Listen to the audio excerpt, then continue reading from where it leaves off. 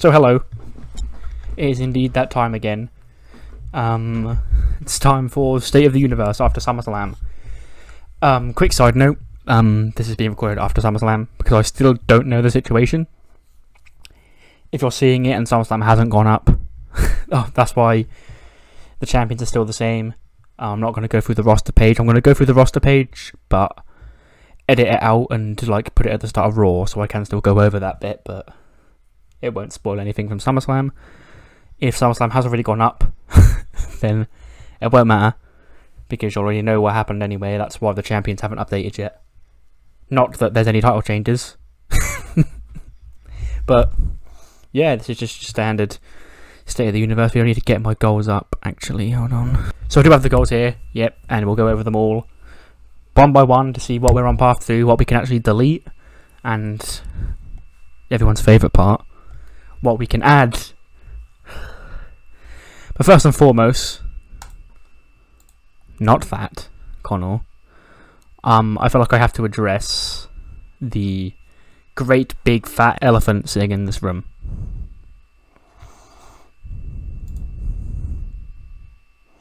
Because I know what, or should I say who, all the questions are going to be about.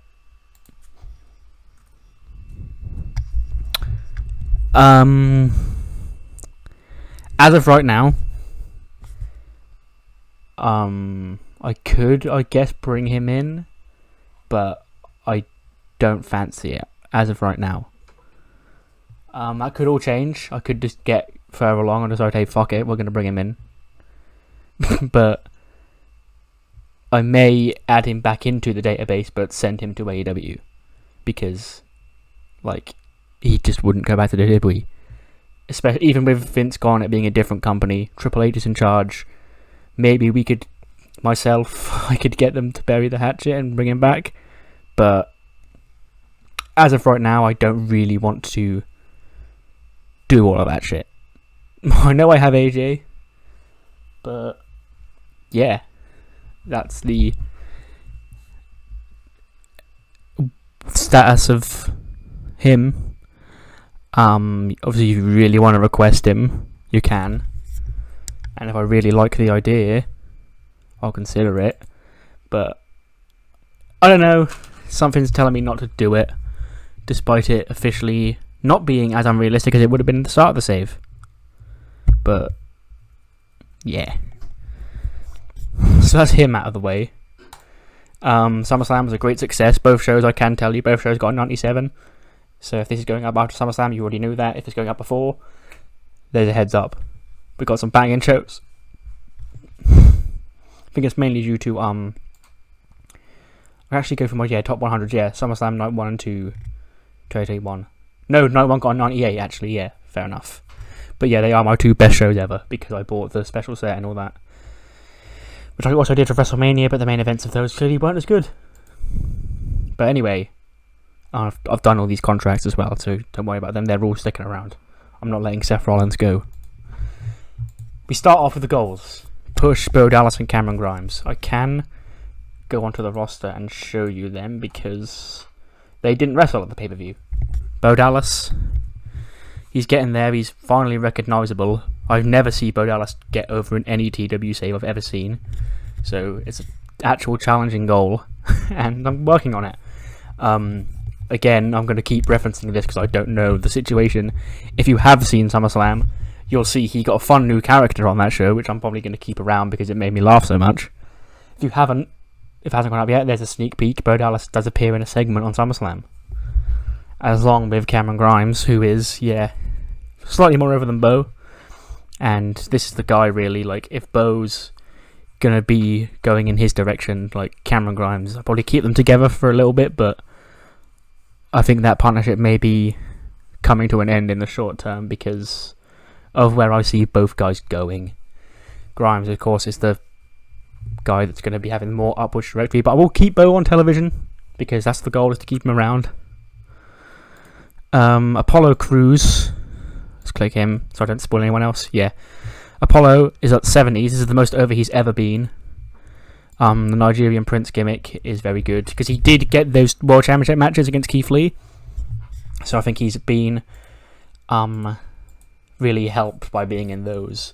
He's well known, he's got good stats. He's scoring a hell of a lot more than 70 when he gets in the ring, so he's going to stay as an important part of Raw or SmackDown, because I will get to that. But yeah, and he has the match with Jeff Hardy, or had it, on the SummerSlam Night 1 kickoff show, which you either will see or have seen how he did in that. So yeah, Apollo, keep him around. I don't think his push is really going anywhere, but I will keep that goal around. Apart from the Dragon and Luchasaurus have sort of been background. They are the go-to people. Like, when I have 10 minutes left to fill on the show, I will hand them a win because they haven't won in a while, just to keep them strong. But they haven't really done anything of note, and there is something I do plan for them on next series, because again, I'll get to that later on. It's later on my agenda. But Tozawa Humberto, 48, 46, and then Luchasaurus is 55, so he's the most over of the bunch.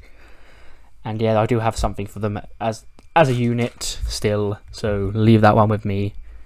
I'll get to him. Tony Nese.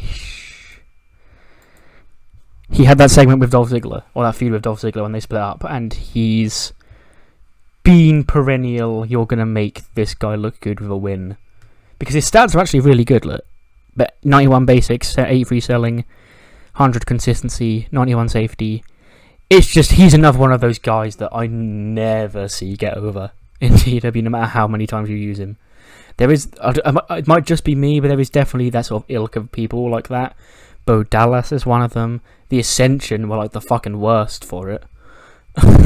Tony Nese is one. Davari, all of those people, like, I never see them really get over, no matter how I could push Tony Nese right at the top and he would like gain maximum to 50 pop. But he's definitely a solid role on the roster. Him outscoring Dolph Ziggler in that match pretty much saved his job, basically. Because yeah, he's gonna be a nice handy hand to have around, and I've got to push him a little bit. I don't know how high that push is gonna be realistically, but even him being a regular on television with some sort of character is more of a push than he would normally be getting. So Everrise getting pushed by proxy of being what the fuck are they? Oh, Chase Parker. Okay, so I was going looking for Jeff Parker, because obviously they're in AEW now in real life. But yeah, they're just getting pushed by proxy, but they're really not gaining any pop. But they obviously are in that same ilk I just talked about, but they have been with Kevin. Fuck me.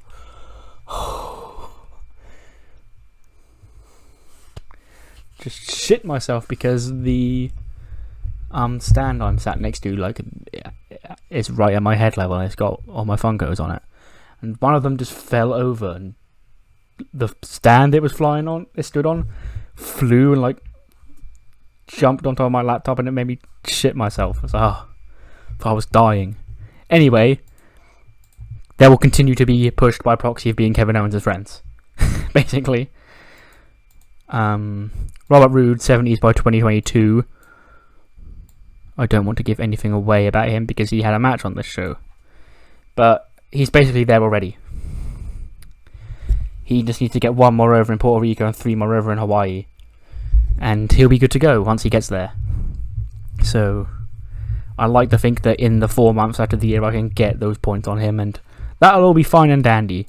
I almost want to cross it off, but I won't do that until it's official that he's got the 70s and everything. But then I'll keep updating. Like, if you check the description, eventually the challenges will slowly disappear as I complete them. It's fine. Big E singles push. He's doing it, yeah. He's fighting Randy Orton at SummerSlam, or fought again if you've seen it already. But yeah, that's going strongly. He had a little bit of time, but he was sort of just biding by with nothing to do. But he's getting that now. He's obviously, we all love this man. I adore this man, so obviously I'm not going to do wrong by him and he will be a big player on SmackDown in season 4. Tyler Breeze, major star. Slow process, this one. He's at high 40s, low 70s, and just having him in segments with the Raw management team and looking into the whole Kofi and Woods saga is like helping us establish him so when I'm ready to bring him into an in-ring role. He had a match with Drew McIntyre actually, and then like he's sparingly been used in ring, but to say that he'll be stuck in the Raw management role as the hired detective for the Xavier Woods case would obviously be a lie, because obviously he's going to get back in the ring, and it's just a way to sort of give him a nice little head start in his popularity before I start that. But Breeze being a major star, that's something that is easily going to be doable when he starts wrestling consistently. Drew Gulak star. I can't go over this one because he had a championship match on the show, and it would give away the result if it said that he either had the championship or didn't. So you just gotta believe me that he's well known, but he's like high 60s, low 70s, so he'll be a couple of wins off becoming a star. In fact, I could probably like screenshot his popularity and put it on here so that you'll see it, but you won't see whether or not he's the champion. Just in case it's up before SummerSlam, which at the moment is the plan. But yeah, he'll get there. It's fine. Drew Gulak, star by 2022, will be done. Cedric Alexander, again by proxy of Hurt Business, is at high 60s. So yeah, he's doing all right. But I have fallen into the trap with the Hurt Business of everyone just sort of is Lashley's lackey. Like, Cedric doesn't really do his own thing, and he was doing his own thing before I put him in the group, so that kind of makes me sad. But it's something I will work on. I kind of want to soft revamp how I run my TVs going forward, which I'll explain later. But yes, Cedric is doing good. Lindsay Dorado, same position as Cedric really. He had that fucking match with Seth and Roman that got an 89, so yeah, that was alright. And he's managed by Cynthia Crespo still, teaming with Grand Metalik still. Metalik is the more over of the two if you look. Yeah, he's at 62s, but Lindsay's doing okay too, and he's got like mid 50s pop, but he is scoring in the 70s I think, so it should be easy to put him into nice positions where he'll do alright.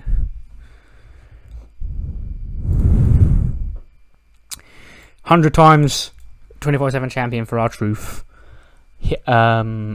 He's at 66 currently.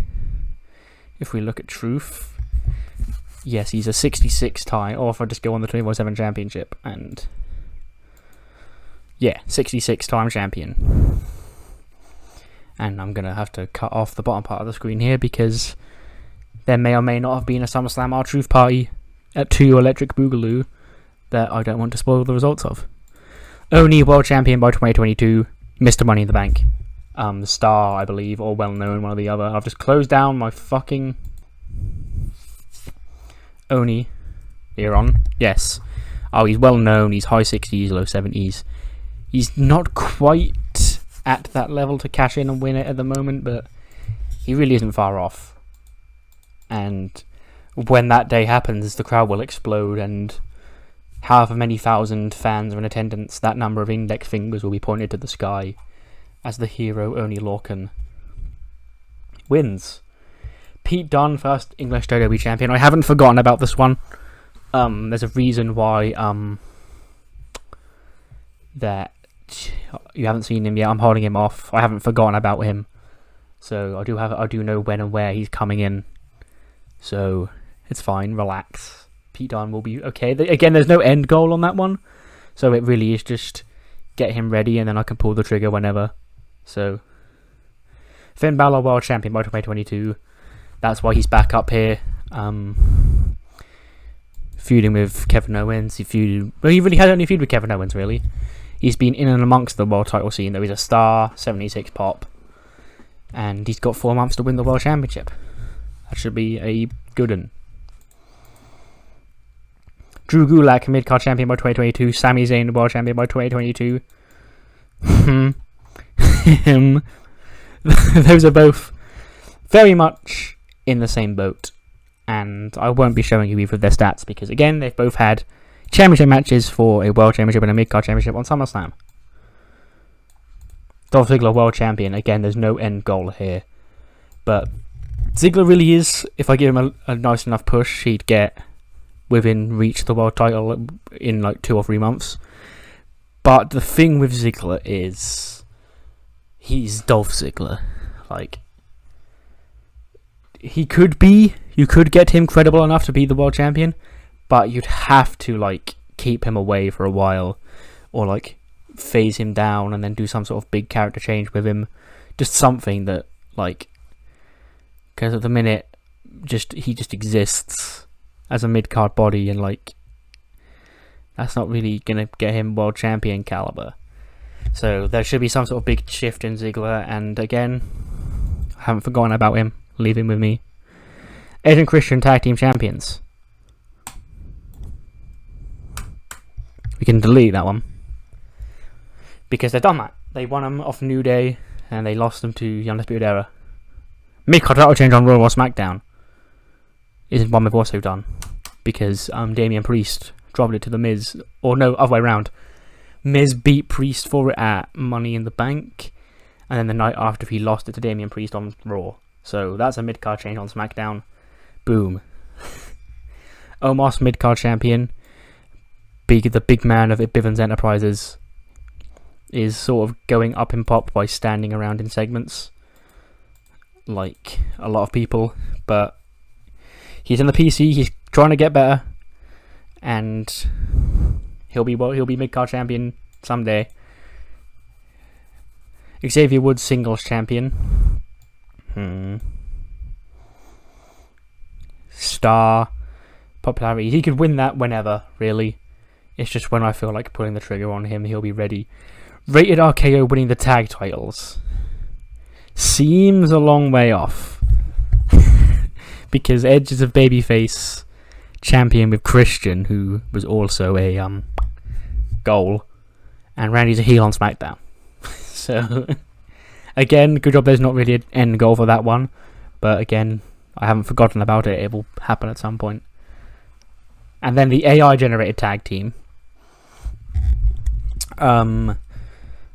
The only one I have at the minute on the main roster is Smile and Shine. That was actually a AI generated tag team in NXT, and they came up together. And also it was the Purge, the Killian Dane and Dexter Lumis team. They were a tag team generated by the AI in NXT, but Killian Dane is gone, so they can't really win them. But there are a couple in NXT that I've got my eye on, and we'll see what happens from there. But we'll go over them when we go over the NXT portion of this. Missed goals. Strong arm only turn on Cole when called up. Not ready to do that yet. Haven't forgotten about it. Leave it with me. Women's Tag Team Titles main event pay-per-view. I don't really know where that's going to be fit in, but I'll have to try and fit it in somewhere because it's a goal. So, actually, I literally just brainstorming in my head my plans for next season. I actually do have an idea of a match that can fill that criteria, so it's fine. New youngest world champion. Should be scribbled off the board, but we all know why it's not. Leave it with me. 80 plus rated Mojo Rawley match is my absolute delight that we can remove that from the board. Because Ricochet got one out of him on main event of all things. 83. New illegitimate McMahon. Again, leave that one with me. The seeds for that have actually already been planted, believe it or not. Royal Rumble surprise return. Can't fucking do that. We haven't had the Royal Rumble. Australia pay-per-view in 2021. Murphy main events. Backlash. Go watch it. Good show. Create an odd couple tag team. Sheamus and Otis. That counts. Delete that. Miz and Elias tag team. I'm skeptical because they're both in A-list, but I don't know if that really counts as a team. They've teamed up and they are aligned, so question mark, I guess. But yeah.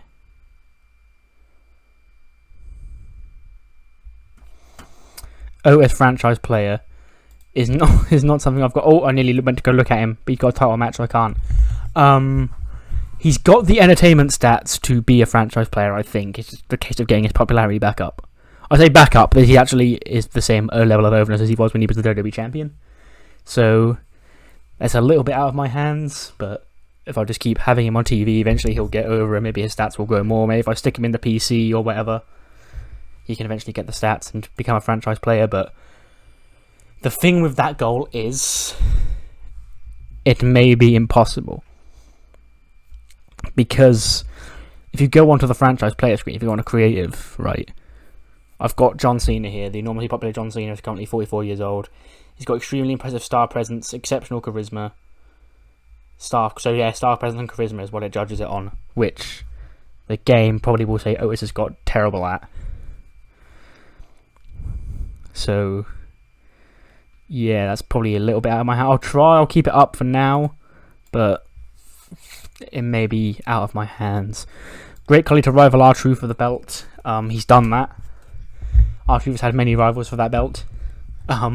Great Khali, Robert Stone, of course, probably the biggest rival. And two new ones that debuted at SummerSlam, but one of them was a one-off because we were in London. But the other guy, that'll be Truth's new rival as well. Debuting wrestler to go 50-0. I'm keeping my eye on Jacob Fatu right now, because he could easily go 50-0, but if not, there is somebody else that I have planned to debut soon that could also go 50-0. So, two wrestlers 30 or under to main event a pay-per-view. I have to think. I don't think I've done that. No, because it was Murphy and Keith, then it was Randy and Cross, then it was Cross and Joe and Cesaro, Keith and Apollo again, Rhea and Io, which nearly counted, but I think Io turned 30 shortly before. No, it says 30 or under. She turned 31 like shortly before Revolution, so if she didn't, that would have counted, but And then the Usos, Roman and Seth, and Becky, Io and Rhea. So yeah, that's still bit to come, but I've got a couple of people who could do it. Rhea Ripley's the main one I'm looking at. Sasha Banks, I think, counts still. So yeah, options. John Cena, AJ Styles, Brock Lesnar to retire at WrestleMania. We haven't done WrestleMania since the scores were set, so we leave it. Heel Joshi Stable, feuded with J Flow was actually part of the goal, but I didn't write it down. Completed. Match happened at SummerSlam. Go check it out when it gets put up. European Tour. Did that as well. Legacy gimmick. So I'll pass on their gimmick. All three of these, right? The three feuds I'm going to go over next, like, are a part of where my creative direction for the TV is going to go. Because we've got the Legacy gimmick, so I'll pass on their gimmick. The J-Flow Battle of the Bands Invitational, and the WWE Gut Check. So yeah, I know they're all there. I've been saving them for the dead period in fall for a reason, or autumn, whatever. Just so used to hearing it be called fall by watching wrestling. But yeah, again, I'll go over that towards the end. What my vision for TVs and the future of like Raw and SmackDown will be. 2 randomly generated feuds each month. I have done a fucking awful job keeping up with this.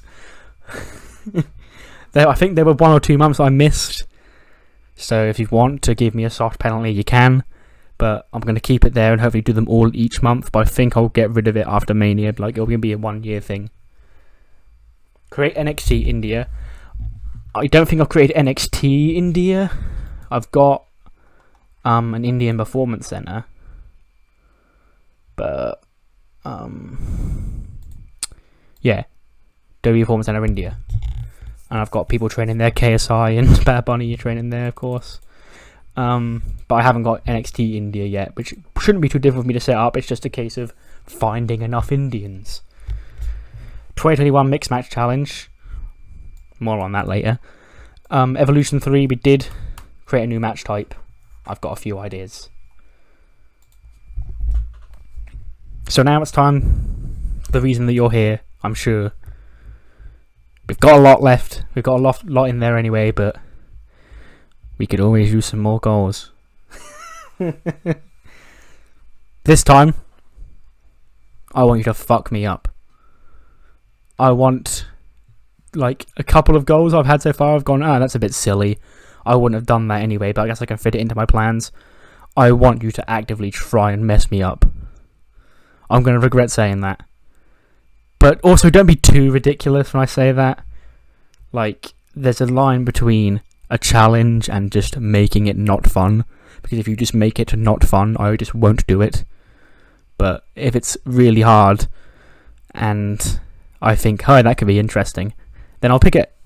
But also, you can just do your normal challenges as well. Yeah. The only rules I have is no saying so-and-so should win the Royal Rumble, so-and-so should win Money in the Bank, so-and-so should win King of the Ring. Because I think that makes the whole thing boring. Like, if you say, Finn Balor has to win the 2022 Royal Rumble, then what the fuck is the point of me doing the fancy editing and making it this big spectacle if you know Finn Balor's going to win? So, yeah, that's my main thing that I say no at. But also try and leave punishments as well. Not specifically for your goals, like say you don't do this or you can do that, but also just some general ones if I fail other people's. So I can make a list of those as well and then pick one randomly or poll it or something on Twitter. Do follow the TEW Twitter. It is going to be important going forward. An easy way to keep up to date with shit like this. And like what I would normally have done in black background, white text video form, I will just post on there. But maybe the black video, white text videos won't go away because I like doing them. They're funny. But yeah.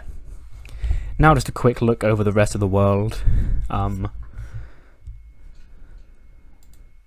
AEW, their champions. MJF is the TNT champion. The women's champion is Lillian Cool, who is a regen. The world champion is Kenny Omega, who defeated Pac.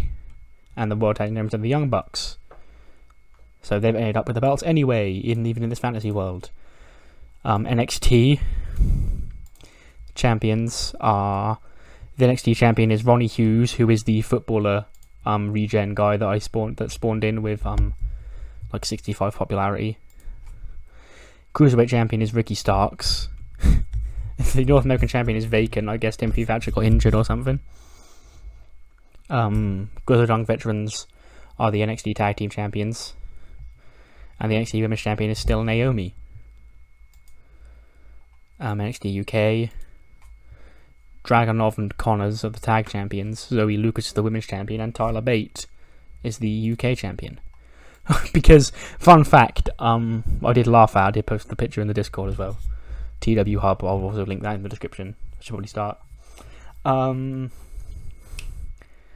the first night, Saturday, of week 4 of August, when I finished SummerSlam Night 1, that had SummerSlam happened on that day. TakeOver Cardiff, NXT UK TakeOver Cardiff, AEW All Out, and then New Japan Crown and Glory, was it? No, Royal Quest. They all happened on the same day. I was like, what the fuck? But yeah, speaking of New Japan, let's quickly go over their champions. G1 was run by Ishii. World champion is Kota Ibushi. IWTV Intercontinental champion is still around in this world, and Suzuki has it. Hiromu is the junior heavyweight. Daisuke Harada and Kazuya are the junior heavyweight tag team champions. Juice Robinson and David Finlay are the normal IWGP tag team champions. Yoshihashi is the US champ. Jay White is the openweight champ. Ryu Lee, Kazuya, and Daisuke Harada are the six-mans. And these haven't happened yet. Impact are the last thing I want to check. Let's go over their champions. Madison Reigns is the knockout. Michael Elgin is the world. Daga and Crazy Steve are the tag. And the X Division is Eddie Edwards. But yeah. Now I want to just briefly just talk about, like, as I was hinting at, like, what I'm going to do with TVs going forward. Whilst I am content with the product I put out for Season 3,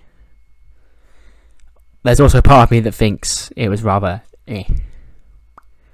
because when I watch real life Raw and SmackDown, they're bad, I know, but when I watch them, like, there is more to it. I feel like what I was thinking of basically was I'd been thinking of like making a promo package for the women's triple threat match, and then I thought about all the shit I'd booked. I was like, but most of my stuff is just talking.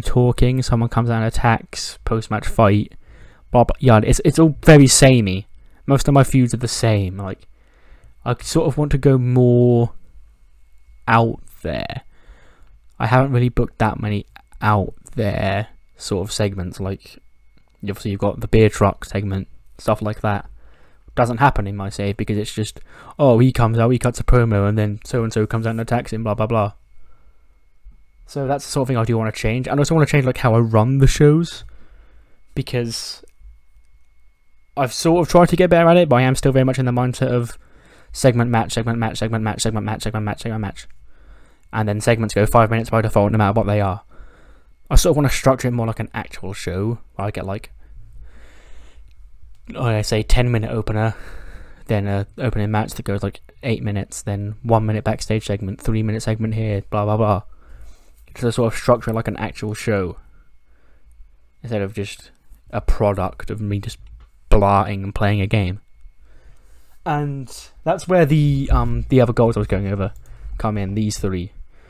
I want to do more sort of like themed shows. Like, obviously in real life they do the old school Raw, they do the Legends Night, they do shit like that, and that's what these all are going to be. Like, I can do the Gut Check as a show, Battle of the Bands can be a special show, Mixed Match Challenge, I'll get to that in a sec. But yeah, that's like more. So you can also leave them, I guess, if you want to, like, leave ideas for special episodes of Raw, like themes for Raw that you think, like in real life they're going to do like Raw at the Hammerstein and Raw on the Roof and shit like that. And I just think they're fun, and it will help spice up everything and make things interesting. So just hit this week, this feud started on week 1, now they're going to talk about it, now they're going to fight, now yeah. And that starts with the Mixed Match Challenge. If you remember this time last year, after last SummerSlam, at this moment in time I announced the Mae Young Classic. I'm going to do a similar thing here, but it's going to be the Mixed Match Challenge. I'm also going to make a video for the teams in the Mixed Match Challenge, and I'm going to go over the rules to it in a separate video, like what's on the line, what happens, blah blah blah. But it's going to take place after SmackDown, like the Mae Young Classic did last year. Because, yeah, it's just going to become like a full thing, I guess, where I do, after first SmackDown after SummerSlam, I go and do some sort of fancy tournament. And it should be fun. Yeah. But I think that's pretty much everything I wanted to go over. We briefly looked at other companies' champions. I can't look at my champions because spoilers are in there. I can go over the NXT roster, and you can pause it if you really want to look at someone. And if you want to request anyone get called up. But I'm not going to go over them all in detail. So I guess I'll just sign off here. Again, follow the Cornell TEW Twitter. It's going to be your lifesaver for Season 4. Yeah, SummerSlam will be out soon. If you're watching this before SummerSlam, of course. If you've already seen SummerSlam, let me know what you thought. And we march on towards Season 4, which I'm hoping is going to be the best season yet. And on that note, I sure do hope I'll see all of you there.